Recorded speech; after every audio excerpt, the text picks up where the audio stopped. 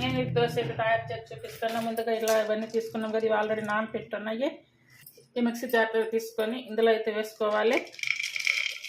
Taste సరిపడా salt చూడండి. ఇందులో 1 స్పూను పెరుగు వేసుకోవాలి. 2 స్పూన్ల వరకు బియ్యం పిండి వేసుకోవాలి. వాటర్ పోసుకుంటూ ఇవన్నీ కూడా బాగా మెత్తగా పట్టుకోవాలి. చూడండి ఇలా మెత్తగా పట్టుకోవాలి. మనం దోశ ఎలా వేసుకుంటామో అలా అయితే ఉంది.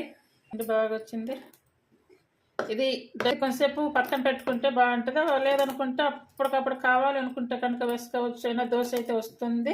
నేనైతే ఇది కొంచెంసేపు పక్కన పెడుతున్నాను అంటే ఒక 1 అవర్ హాఫ్ అన్ అవర్ అలా పక్కన పెట్టేసుకుంటే సరిపోతుంది.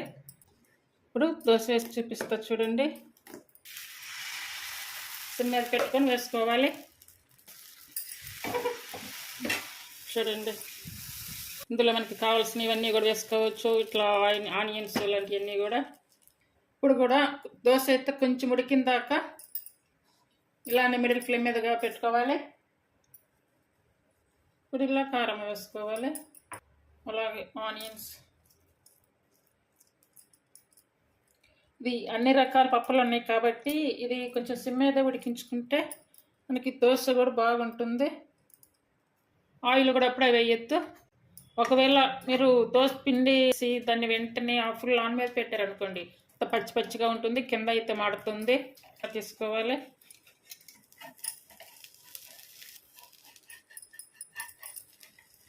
ఇప్పుడు ఇది 2 పక్కన తిప్పుకోవాలి. చూడండి ఎంత మంచిగా వచ్చిందో. ఇప్పటికీ కూడా నేను ఆయిల్ అయితే వేయలేదు. ఇప్పుడు చుట్టూ ఆయిల్ వేసుకోవాలి. ఇప్పుడైతే ఫుల్ ఫ్లేమ్ మీద పెట్టుకోవాలి. ఇప్పుడు దోశ తీసుకోవాలి.